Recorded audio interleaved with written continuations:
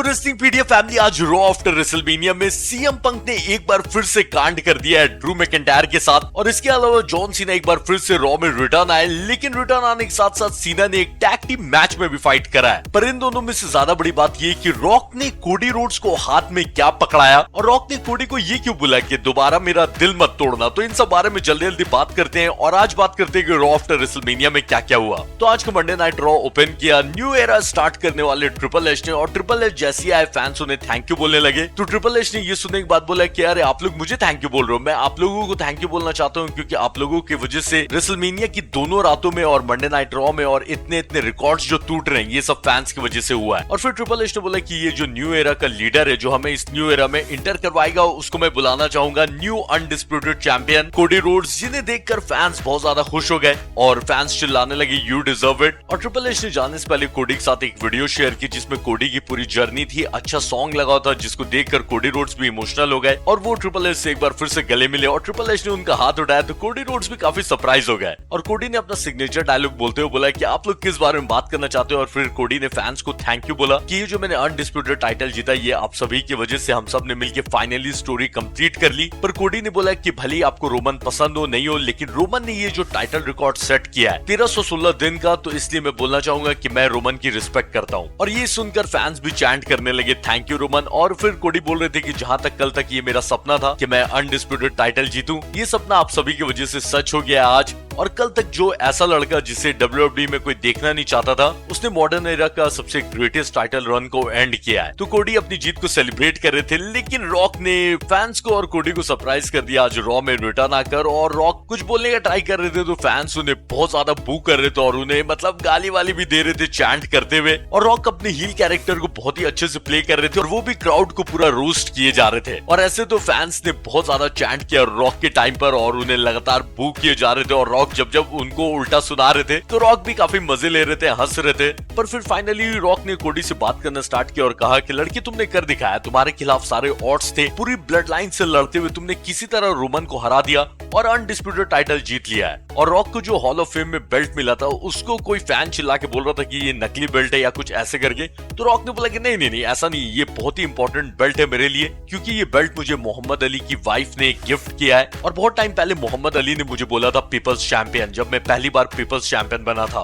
तो इसलिए कोडी, तुम्हारे लिए अनडिस्प्यूटेड टाइटल पकड़ना जितना ज्यादा इंपॉर्टेंट है, उतना ही ज्यादा इंपॉर्टेंट ये चैंपियनशिप बेल्ट भी है मेरे लिए। और रॉक ने कोडी को बोला कि क्या मैं तुम्हारे इस चैंपियनशिप बेल्ट को एक बार पकड़ के देख सकता हूँ, कैसा लगता है। तो फैंस तो मना कर रहे थे, लेकिन कोडी ने बोला कि ठीक है, अगर तुम अपना चैंपियनशिप बेल्ट मुझे पकड़ने दोगे तो मैं भी दे रहा हूँ। तो फिर दोनों ने अपना टाइटल एक्सचेंज किया, और फैंस चैंट कर रहे थे कि ये बहुत ही ऑकवर्ड लग रहा है ये पूरा सीन। और मुझे सच में लग रहा था कि रॉक कुछ तो कांड करेंगे, लेकिन रॉक ने बोला कि देखो आज मैं कुछ नहीं करने वाला। और रॉक ने कोडी का बेल्ट वापस कर दिया और अपना बेल्ट ले लिया। और रॉक ने बोला कि फैंस जानते हैं और तुम भी जानते ही होगे कि रॉक अभी कुछ टाइम के लिए जा रहा है, लेकिन एक बात याद रखना, रॉक जब भी रिटर्न आएगा ना, तुम चैंपियन रहो नहीं रहो, रॉक तुम्हारे लिए वापस आ रहा है। और रॉक ने बोला कि भले ही रेसलमेनिया के नाइट 2 में तुमने रोमन का रिंग में पिनफॉल करवा लिया 1, 2, 3 और रोमन को हरा दिया, लेकिन तुमको याद होगा कि उससे एक रात पहले ही मैंने तुम्हारा पिनफॉल करवाया था और 1, 2, 3 मैंने तुम्हारा करवाया था। तो इसलिए रोमन के साथ तुम्हारी कहानी भले ही खत्म हो गई होगी, लेकिन रॉक के साथ तुम्हारी कहानी अभी स्टार्ट हो रही है। तो कोडी ने बोला क्या बात तो सही है, तुम फाइनल बॉस हो, और अगर देखा जाए तो तुम मेरे सही में बॉस भी हो, क्योंकि तुम टीकेओ के बोर्ड मेंबर हो।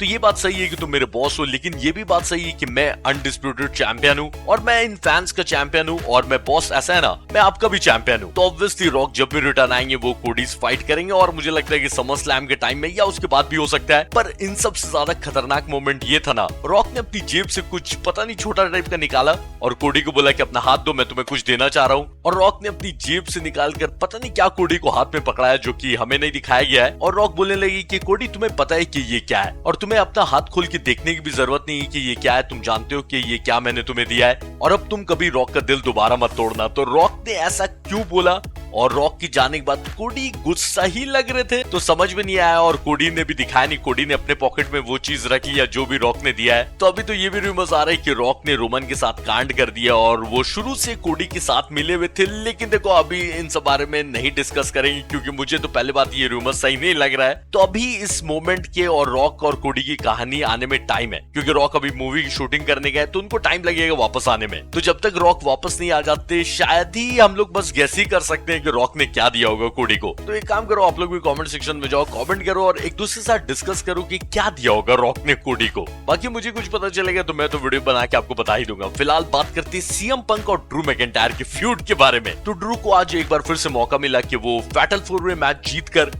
वर्ल्ड हेवीवेट चैंपियनशिप के लिए फाइट कर सकते थे, लेकिन मैच स्टार्ट होने से पहले ड्रू मैकिंटायर आए और उन्होंने आकर सेथ की तारीफ करी कि मैं भले तुम्हारी रिस्पेक्ट करूं ना करूं, लेकिन मैच के बाद जैसे योद्धा एक दूसरे को जंग खत्म होने के बाद अप्रिशिएट करते हैं, वैसे ही तुमने और मैंने एक दूसरे को अप्रिशिएट किया और हमारा मोमेंट अच्छा था। लेकिन मैच के बाद क्या हुआ, वो सस्ता अंडरटेकर यानी कि डेमियन प्रीस्ट ने मेरे ऊपर कैश इन कर लिया और मेरा बेल्ट छीन लिया और मेरा मोमेंट सिर्फ 5 मिनट 46 सेकंड चला। और ड्रू ने बोला कि डेमियन तू बस टाइम पास चैंपियन है, मैं जल्दी तेरे पास आ रहा हूँ तेरे से ये बेल्ट छीनने के लिए। लेकिन इसके बाद ड्रू ने बोला कि डेमियन ने भली मेरे पर कॉन्ट्रैक्ट कैश इन किया, पर उससे पहले ही मुझे इंजर्ड करके इस चीज का जिम्मेदार सीएम पंक बनाया और जब मैं उसके मुंह पर ट्रैश टॉक कर रहा था तब उसने कुछ नहीं किया। जैसे ही मैंने उससे नजर हटाई उसने मेरे ऊपर अटैक कर दिया। इससे पता चलता है कि वो कैसा आदमी है। और ड्रू शायद सीएम पंक के बारे में और बात करके उन पे और भड़ास निकालते, लेकिन जे उसो और बाकी सब आ गए ताकि मैच स्टार्ट होता।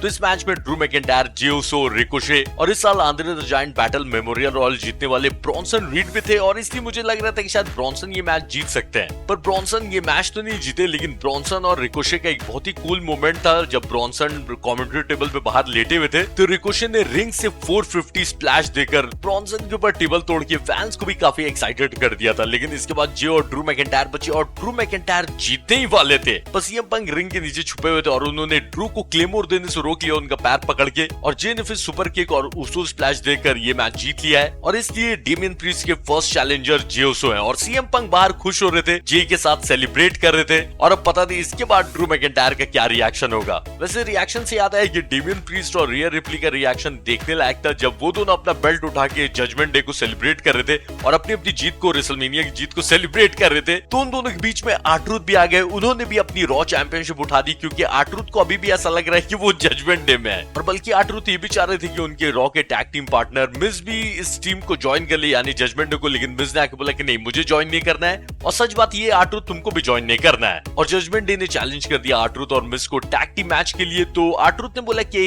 एक और मेरा पार्टनर है जिसे कोई देख नहीं सकता है, तो हम लोग एक काम करते हैं कि 6 मैन टैग टीम मैच कर लेते हैं। और ऐसे तो फैंस समझ ही गए थे कि आर्ट्रूथ जॉन सीना के बारे में बात करें, लेकिन इससे पहले आर्ट्रूथ जॉन सीना को बुलाते अटैक वैटैक स्टार्ट हो गया और 3 वर्सेस 2 का मैच स्टार्ट हुआ। पर मैच जब एकदम अपने आखिरी मोमेंट्स पे था तब जॉन सीना आ गए जजमेंट डे से मिज और आर्ट्रूथ को बचाने के लिए। और सीना, आर्ट्रूथ और मिज ने पहले 5 नकल शफल और फिर सीना का ये देख के तीनों ने पिनफॉल भी साथ में करवाया और ये मैच ये तीनों जीत गए। और आर्ट्रूथ का भी सपना पूरा हुआ जो कि वो हमेशा बोलते हैं कि मेरे जो बचपन की हीरो है वो जॉन सीना है। हाँ वो अलग बात है कि आर्ट्रूथ 6 साल बड़े हैं जॉन सीना से, लेकिन आर्ट्रूथ का आप लोग जानते हो कि फनी आदमी है। ऐसे फनी सी याद है कि चेल्सी ग्रीन के साथ आज फनी इंसिडेंट हो गया एक बार फिर। तो क्योंकि चेल्सी का रेसलमेनिया मैच नहीं था तो जब रॉ, स्मैकडाउन और एनएक्सटी की जीएम आई थिंक आप लोग जान रहे हो कि रॉक की बेटी एवा है, तो ये तीनों जीएम्स जब आने वाले ड्राफ्ट के बारे में बात कर रहे थे, हाँ ड्राफ्ट भी आने वाला है उसके बारे में अलग वीडियो में बात करेंगे। तो ये तीनों जब ड्राफ्ट के बारे में बात कर रहे थे तो चेल्सी ग्रीन ने आके बोला कि तुम तीनों जीएम ने मिलकर अच्छा काम नहीं किया है रेसलमेनिया के लिए क्योंकि मेरा मैच नहीं था रेसलमेनिया में। तो एडम पियर्स ने बोला कि मैंने और निक ने मिलकर प्लान किया है तुम्हारे लिए, तुम रिंग के अंदर जाओ तुम्हें रेसलमेनिया मोमेंट मिल जाएगा। और चेल्सी जाने के बाद एडम पियर्स और निक हंस रहे थे और वो इसलिए हंस रहे थे क्योंकि निक ने अपनी स्मैकडाउन की सुपरस्टार जेड कारगिल को रॉ में भेज दिया। और जब ये बात चेल्सी ग्रीन को पता चली तो वो मैच में फाइट नहीं करना चाह रही थी, लेकिन जेड ने आई थिंक 5 या 6 सेकंड के अंदर